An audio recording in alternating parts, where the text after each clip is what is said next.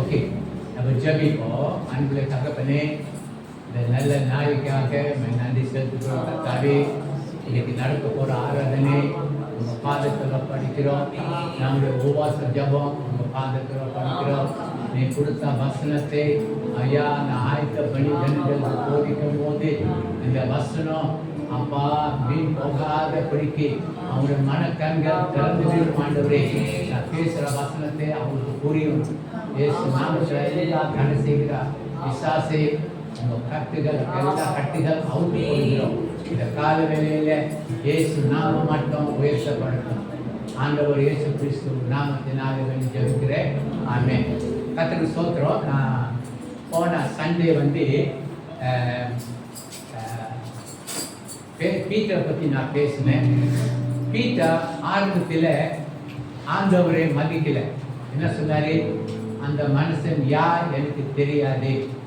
ஆனால் பரிசுத்த ஆவி அவர் நிரப்பப்பட்ட உடனே பரிசுத்த ஆவி அவருடைய ஆவிக்குரிய கண்கள் திறந்து விடும் உடனே பேதுரு என்ன சொன்னார்?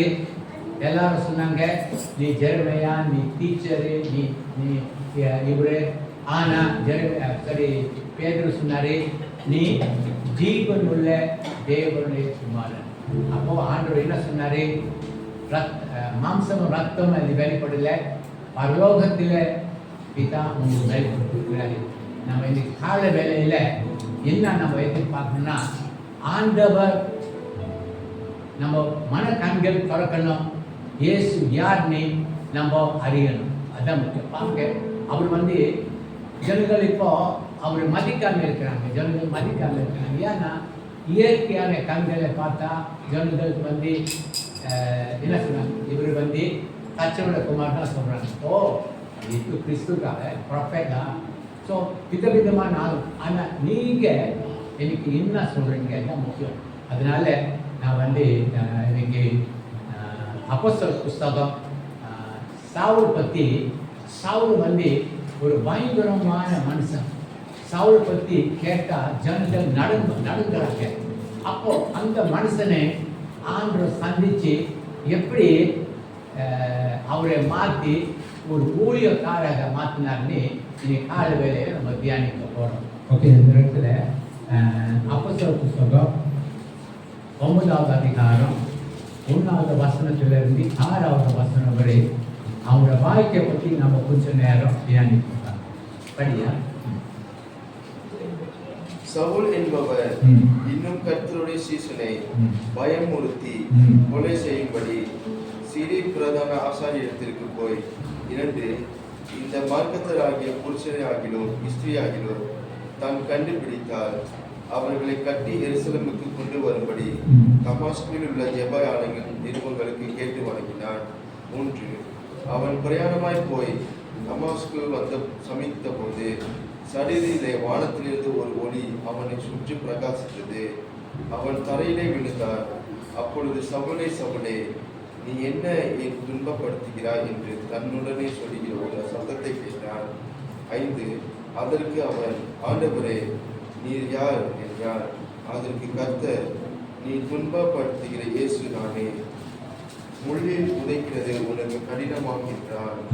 6 அவன் நடுங்கி திகைத்து, ஆண்டவரே, நான் என்ன செய்ய சித்தமாய் இருக்கிறேன் என்றார். அதற்கு கர்த்தர், நீ எழுந்து பட்டணத்துக்குள்ளே போ, நீ செய்ய வேண்டியது ஆகிய உனக்கு சொல்லப்படும் என்றார். மறுபடி ஜெபிப்போம். அந்த வசனத்தை ஆசீர்வாதமானவரே, வசனம் மூலமா நம்ம உள்ளத்தில் பேசி இயேசு கிறிஸ்து நாமத்தினால ஜெபிக்கிறேன். ஆமென்.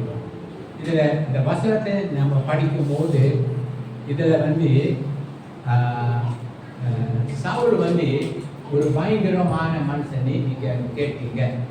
ஆனால் நான் 3வது வசனத்தில் அந்த ஆசிரியர் கிட்ட சூறா எடுத்துட்டு தமஸ்க்கு போகும்போது திடீர்னு ஒரு சத்தம், அலுவலகத்தில் ஒரு சத்தம் வந்துச்சு, சவுலு சவுலுன்னு. அப்புறம் அவர் கேட்டார், நீ யாரு? நான் இயேசு. அப்போ அந்த வார்த்தை அவர் கேட்ட உடனே அவரு நடந்துனாரு. ஆனா ஒரு வார்த்தை சொன்னாரு, நீ அந்த முள்ளு எல்லாம் நீ உதைக்கிற, இந்த முள்ளு எல்லாம் உதைக்கிறன்னா கிறிஸ்தவனுக்கு நீ துன்பப்படுத்துற. You are hurting me. You are hurting my people. முள்ளு எல்லாம் நீ உதைக்கிறன்னா, அப்போ நீ உதைக்கும் போது உங்களுக்கு தான் ரொம்ப காயம் வரும். Be careful. அப்போ சவுல் வந்து என்ன அடுத்தது வந்து அந்த இடத்துல என்ன செஞ்சாரு, முழு நாள் போட்டு அவர் ஜெபித்தாரு. அப்போ இதுல நம்ம என்ன பார்க்கிறோம்னா, ஆண்டவர் எவ்வளோ உங்களை என்னை நேசிக்கிறாரு இதில் நீங்க பார்க்கலாம். ஒரு ஆள் உங்களை துன்பப்படுத்தும் போது அவருக்கு பாதிக்குது. அப்போ நம்ம ரொம்ப கேர்ஃபுல்லாக இருக்கணும். நம்ம கிறிஸ்தவக்குள்ள சண்டை போடக்கூடாது, ஒருத்தருக்கோ கெட்ட பேசக்கூடாது. ஏன்னா நம்ம குடும்பத்தில். அப்போது அவர் இதில் எழுதிருக்கு ஜக்கரியா புஸ்தகத்தில் 2:8, "For he that toucheth you toucheth the eye of the apple of my eye." பார்த்தீங்களா எவ்வளோ ப்ரெஷஸ். நீங்கள் நினைக்கலாம், என்ன கடவுளை நேசிக்கல, கடவுள் இங்கே மறந்துட்டாரு. ஆனால் கடவுள் சொல்கிறாரு, நீ எனக்கு you are very very precious. இங்கிலீஷில் apple of my eyes. எப்பல்னா என்ன தெரியுங்களா? யார் சொன்னாங்க, இந்த அந்த கண்ணு உள்ளுக்கு ஒரு சின்ன மொழி இருக்கு தெரியுமா, அதுதான் எப்பல்னு சொன்னாங்க. கண்ணு உள்ளுக்கு ஒரு மொழி இருக்கு. அப்படிதான் அவ்வளோ நீங்கள் கடவுளுக்கு ரொம்ப நேசிக்கிறவர்கள் தெரியுங்களா? He so loves us, you know. அப்புறம் ஓகே, அப்போ he that touches you touches the apple of my eye. Okay, அப்போ who art thou? ஓகே, அப்போ சொல் பால் பாருங்க, அந்த வசனத்தை அவர் சத்தத்தை கேட்டு, அப்போ நம்ம கடவுள் வந்து is a very very powerful God. ரொம்ப உண்மையான கடவுள். அந்த சத்தத்தை கேட்டு கீழே விழுந்து அவன் கண்ணை கூடாயிச்சு, உங்களுக்கு தெரியுமா? அப்போ நான் நினைக்கிறேன் யாத்திரையாகமம் 20வது அதிகாரம் 19வது வசனம். தயவு செய்து நம்மளுடைய கடவுள் வந்து சாதாரண கடவுள் இல்லைங்க. ஆனால் அந்த வசனத்தை நீங்கள் படித்து பார்க்கும்போது மோசே இஸ்ரேல் ஜனங்கள் நடந்துறாங்க, கடவுள் பேசக்கூடாது, மோசே நீ பேசு, கடவுள் பேச நான் செத்து போயிடுவோம். படி. மோசேயை நோக்கி, நீர் எங்களுடனே பேசு, நாங்கள் கெட்டு போ, தேவன் எங்களோடு பேசாது இருப்பாராக, பேசினால் நாங்கள் செத்து போவோம் என்றார்கள். ஓகே, கடவுள் பேசினா நம்ம செத்து போயிடுவோம். ஆனா மோசே இன்னைக்கு அவங்க சத்தத்தை கேட்டு கீழே விழுந்து கண்ணு போயிடுச்சு. அவ்வளோ ஒரு பாருங்க, அவ்வளோ ஒரு வல்லம் உள்ள கடவுள். ஓகே, ஆனா சவுலுக்கு என்ன நடந்துச்சு? ஆண்டவர் இயேசு அவர் அந்த சத்தத்தை கேட்டோட என்ன நடந்துச்சுன்னா, நினைக்கிறேன் நீங்க ஓகே, நீங்க 9வது வசனத்தை படியா. 9வது வசனம். அவன் 3 நாள் பார்வை இல்லாதவனாய், ஓகே, ருசியாமலும் குடியாமலும் இருந்தான். ஓகே, அப்போ கவனிச்சு கேளுங்க. அப்போஸ்தலன் பவுல் 3 நாள் கண்ணு பார்வை இல்லாம, சாப்பிடாம, குடியாம he was praying. I think 11வது வசனத்தை படியா. 11. அப்பொழுது கர்த்தர், நீ எழுந்து நேர் தெருவு என்னப்பட்ட தெருவுக்கு போய் யூதாவின் வீட்டிலே தர்சு பட்டணத்தாகிய சவுல் என்னும் பேருள்ள ஒருவனை தேடு, அவன் இப்பொழுது ஜெபம் பண்ணுகிறான். பாத்தீங்களா? அப்போ ஒரு கிறிஸ்தவனுக்கு என்ன இதுல ஒரு அடியாளம் கடவுள் நமக்கு கொடுக்குறார் தெரியுங்களா? ஒரு கிறிஸ்தவன் ஜபிக்கணும். இவருக்கு ஆண்டவர் விசுவாசம் உடனே இவருக்கு யாரும் சொல்லல, நீ உட்காந்து 3 நாள் ஜபிக்கணும், உபவாசம் ஜபிக்கணும். இவரு எப்படி வந்துச்சு தெரியல, ஆட்டோமேட்டிக்கா உபவாசம் எடுத்துட்டு அவரு ஜபிக்கிறார். கடவுள் வந்து ஒரு சைன் காமிக்கிறாரு. சொன்னாரு, அனனியாஸ் அந்த அந்த ஸ்ட்ரீட்ல நீ போனா நிறைய பேர் சவுல் இருப்பாங்க. ஆனா இவரு வந்து குறிப்பிட்ட காரியத்தை நீங்க பார்க்கணும். இவர் வந்து ஜெபிச்சுட்டு இருக்கிறாரு. அவர் மட்டும்தான் நீ போய் கை வச்சு அவருக்கு நீ ஜெபிக்கணும் சொல்லி ஆண்டு சொன்னார்.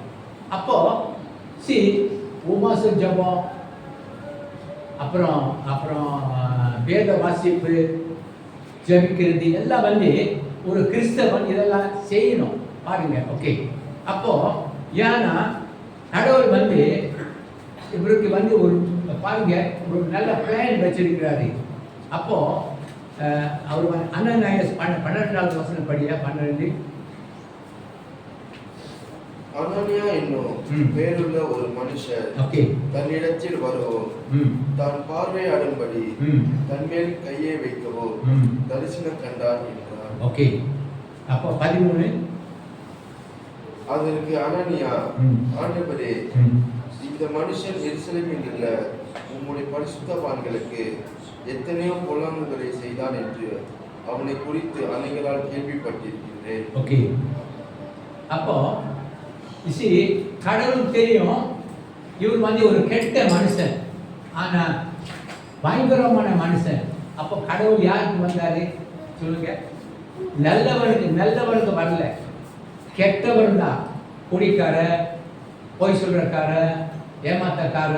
அப்போ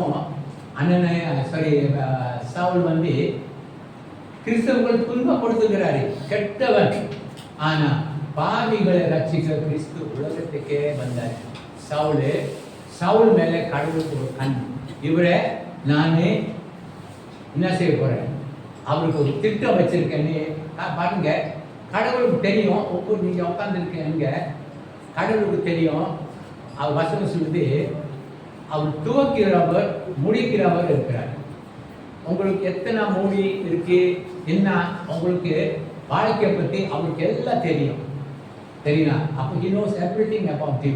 ஆனால் இவர் வந்து சவுல் வந்து ஒரு பொட்டன்ஷியல் வசல் கடவுள் அவர் உபயோகிக்கிறதுக்காக கடவுள் வந்து பார்த்துட்டார்.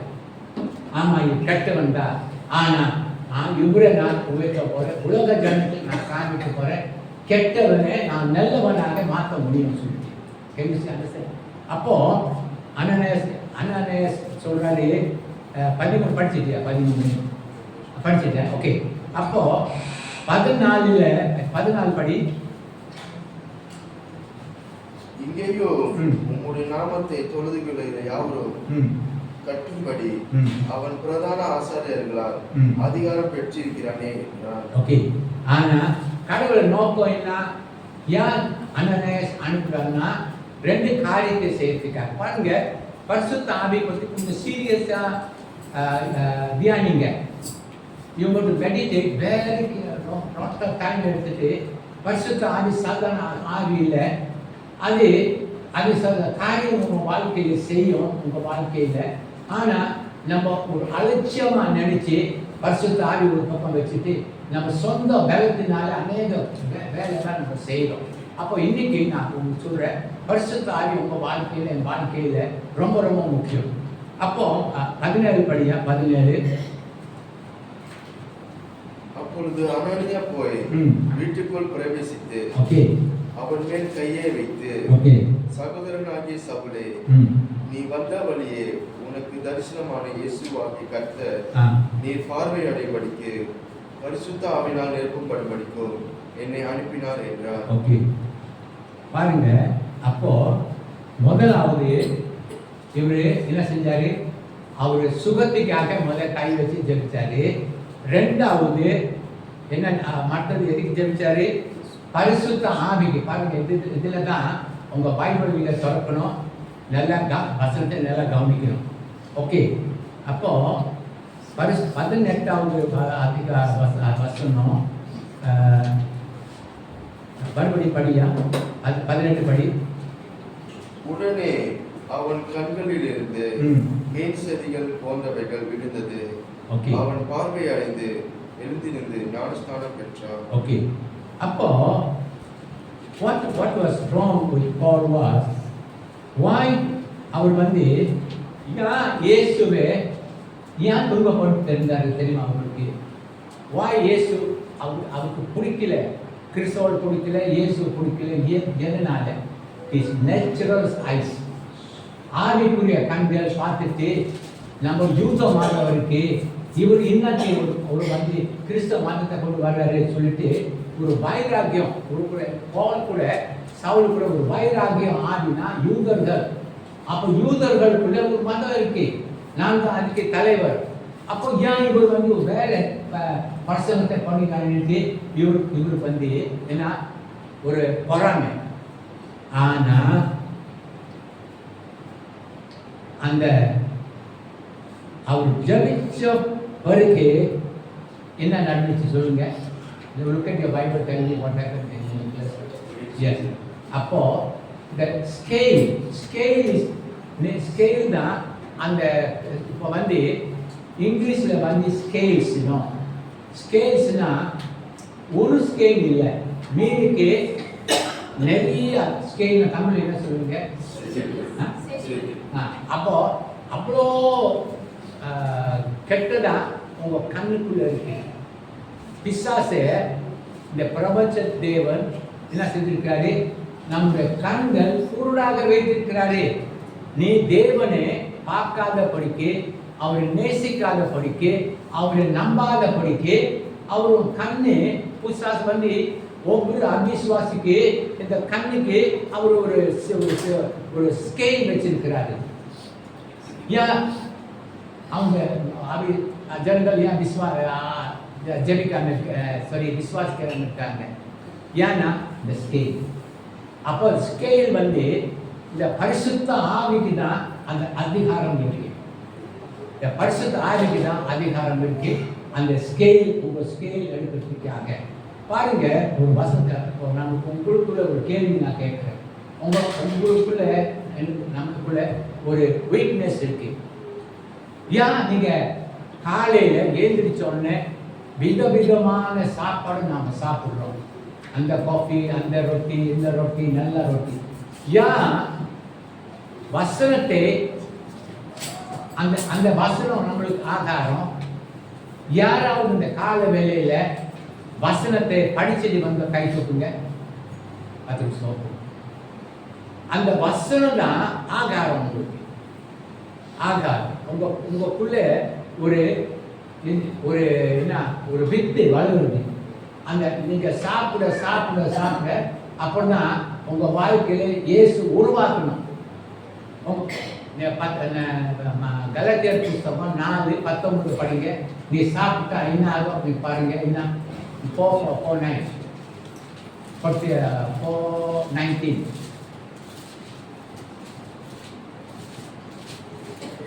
என் சிறு பிள்ளைகளே, கிறிஸ்து உங்களிடத்தில் உருவாகும் பழகும். உங்களுக்காக மறுபடியும் கற்ப வேதனை படுகிறேன். Paul was not interested in anything. நீங்க சிறு பிள்ளைகள் கிறிஸ்து உங்க வாழ்க்கையில உருவாக்கணும். அப்புறம் ரெண்டாவது வந்து அவர் வளரணும். நீ கிறிஸ்து உருவாக்குற படிக்கு, நீங்க வளராத படிக்கு, நீங்க ஒரு குழந்தையா இருக்கணுமே விசாரப்படுத்திட்டு. அப்போ ஏன் இந்த வசனம் படிக்கலன்னு தெரியுங்களா? அது ஹோசியா புஸ்தகம் 8:12 வசனம் சொல்லுது, நான் உங்களுக்கு மகத்துவங்கள் எழுதினேன். நீங்க என்ன செய்வீங்க? அற்பமா இயற்கையான கண்கள் இந்த இனிமேல பசி வராது. இயற்கையான கண்கள் இந்த பைபிள் மேல பசி வராது. இதுதான் ஒரு ஸ்கேல் கடவுள் வச்சிருக்கிறாரு. நீங்க கிறிஸ்துவுக்குள்ள கிறிஸ்து உங்க வாழ்க்கையில உருவாக்காத படிக்க, கிறிஸ்து உங்க வாழ்க்கையில வளராத படிக்க உங்களைய ஒரு குழந்தையா கடவுள் பிசாசு வச்சிருக்கிறார். ஏன்னா நீ வளர்ந்துட்டா என்ன பாருங்க, என்ன பார்க்க போறீங்க? பவுல் என்ன செய்தாருன்னு பார்க்க போறீங்க. ஓகே, அப்போ ஓகே பண்ணணும். அப்போ Acts 8:19 only Holy Spirit the power escaping. Okay.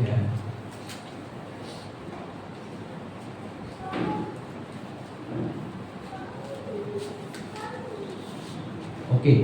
அப்போ ஜனங்கள் வந்து when they see Jesus, ஆமா you see ஐயா லூக்கா புஸ்தகம் 13வது அதிகாரம் 8வது 55 13:55 படிக்கிறீங்களா? Luke 13:55. Luke 13:13. Yeah, 55. Huh? Sorry, Matthew.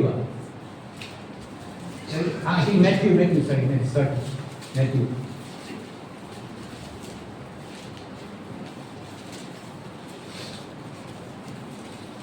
இவர் தச்சனுடைய குமாரன் அல்லவா? பாத்தீங்களா ஜனங்கள் என்ன சொல்றாங்க? அப்புறம் இவன் தாய் மரியாள் என்பவர் அல்லவா? ஓகே. யாக்கோபு, மோசே, சீமோன், யூதா என்பவர்கள் இவனுக்கு சகோதரர் அல்லவா? ஓகே. அதான் ஜனங்கள் கண்களுக்கு இவருடைய தச்சனுடைய குமாரன் அப்படி வந்து பிசாசு நம்ம கண்கள். அப்போ அதனால உங்க வாழ்க்கையில என் வாழ்க்கையில வந்து பரிசுத்த ஆவி ரொம்ப ரொம்ப முக்கியம். Okay okay okay. அப்புறம் ஓகே லெட்ஸ்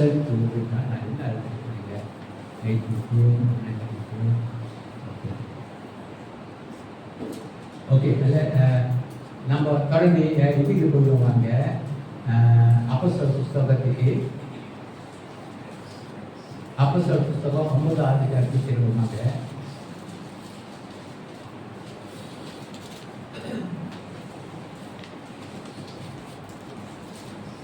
இதுல 19 படியா? 19 அப்போஸ்தலர் 9:19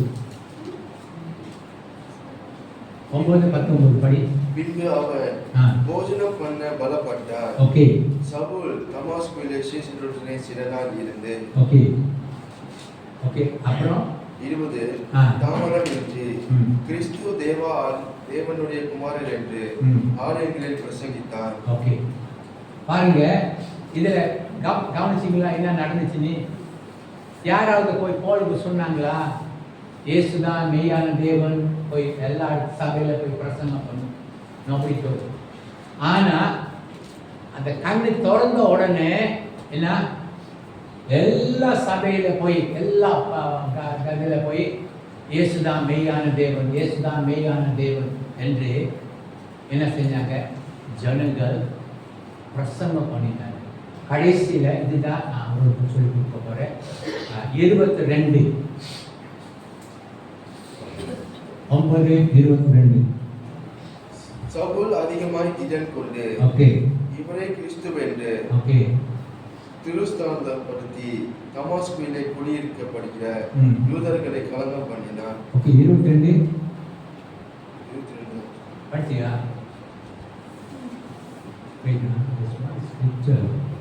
அவர் பலப்படுத்தாரு. அது எத்தனாவது? பலப்படுத்தினாரு. நான் 22 அறிந்திருக்கிறேன்.